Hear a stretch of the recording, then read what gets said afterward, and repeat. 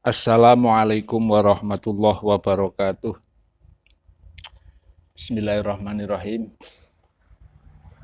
Ngepasi di bulan nisfu Sya'ban ini, malam separuh dari bulan Sya'ban, saya akan membacakan kitab Al-Ba'is ala Inkaril Bid'ah wal Hawadis.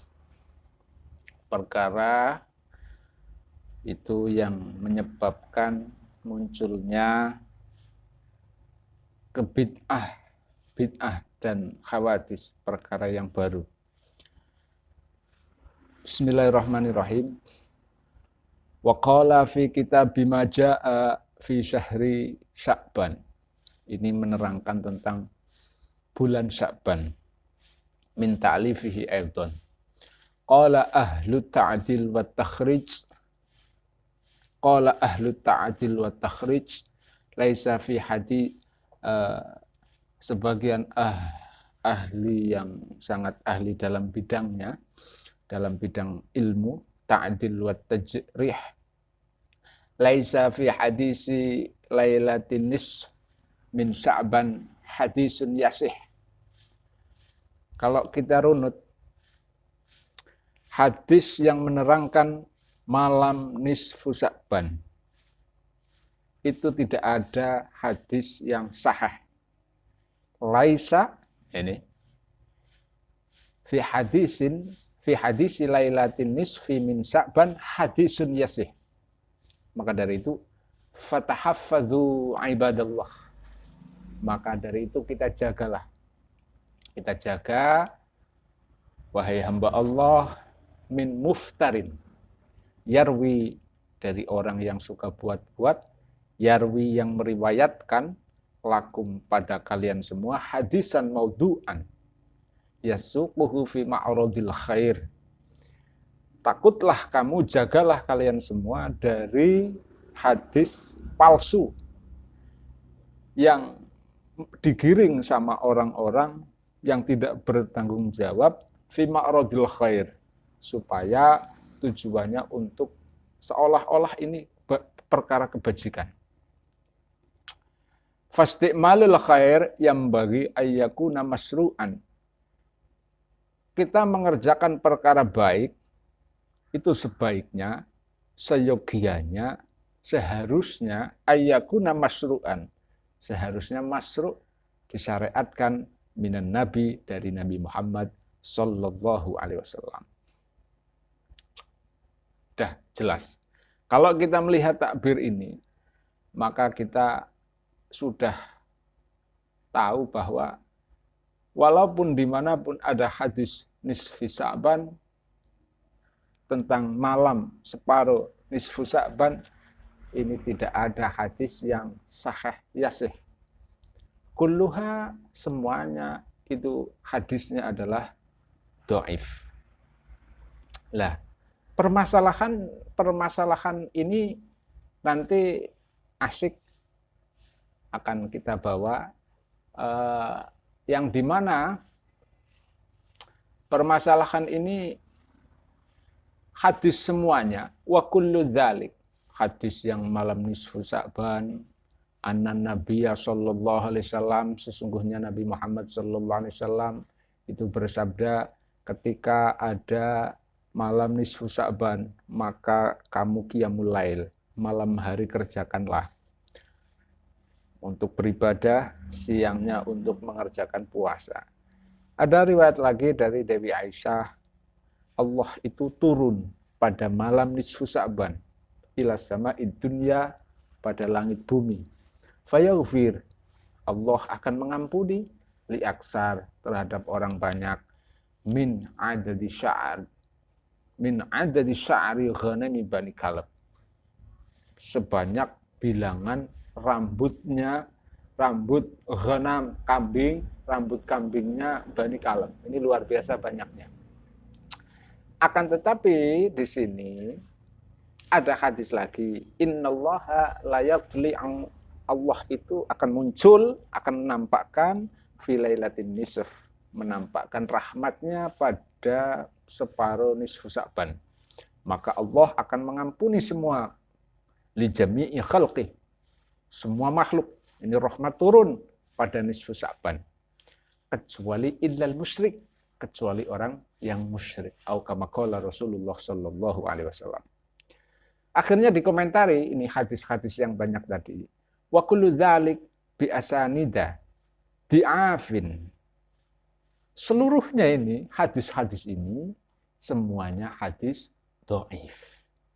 Kita tahu ini semuanya hadis dhaif. Ada hadis lagi an Aisyah, anna Nabi sallallahu alaihi wasallam, bahwa sesungguhnya Nabi Muhammad sallallahu alaihi wasallam lailata idzin, pada malam nisfu Sya'ban, wa qala fi hadhihi lailah yuktabu kullu mauludin wa halik min bani Adam wa fiha turfa'u a'maluhum. Pada malam inilah amal-amal kita akan diangkat oleh Allah Subhanahu wa taala. Ibaratnya itu kita beramal, kita menabung, lah pengangkat-ngangkatannya pada malam ini. Wa tungzalu arzaquhum. Pada malam ini juga diturunkan rezekinya. Ila al-hadis. Dikomentari lagi oleh Mbah Musannaf, walaisa fi hadza bayanun salatun makhsusah. Pada hadis yang di atas tadi, ini tidak ada salat yang tertentu. Wa innama huwa mus'airun.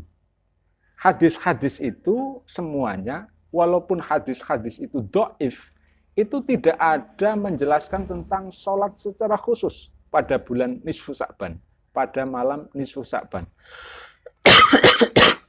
Secara spesifik nggak ada. Wa innama huwa mus'ir bifadilati hadhihi lailah. Bifadilati hadhihi lailah. Ini hadis-hadis banyak ini cuma memberi pemahaman bahwa pentingnya malam ini. Malam ini malam yang luar biasa. Malam yang penuh anugerah.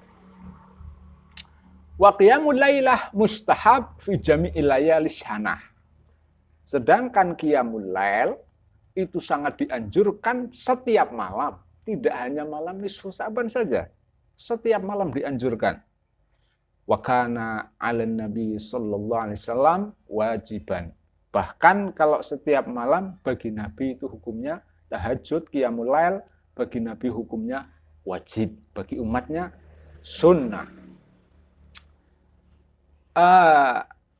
Fahadhi lailah ba'dun minal layali. Pada malam nisfu Sya'ban ini adalah sebagian dari malam-malam tahun. Allati kana yusalliha wa yuhyiha. Nabi juga menghidupi malam ini. Salat pada malam ini nisfu Sya'ban. Wa innamal mahdzur al-munkar. Yang ditakuti oleh para ulama pada malam nisfu Sya'ban munculnya perkara-perkara mungkar. Apa rupanya? Takhsisu ba'dil layali. Menertentukan sebagian malam bisolatin makhsusah dengan salat yang tertentu. Ala sifatin makhsusah, sifat-sifat tertentu. Ini yang nggak ada dasarnya. Ini yang ditentang oleh para ulama fikih. Maka dari itu ada sebagian pondok pesantren, ada sebagian ulama pada malam ini mengerjakan sholat tasbih. Kalau di El-Bayan sendiri yang sudah dirutinkan oleh Mbah Najmuddin, itu merutinkan sholat 100 rakaat. Dibuat sholat tasbih. Bukan sholatin maksusatin, bukan. Akan tapi sholat tasbih setelah itu diisi-isi. Acara Yasin dan lain sebagainya.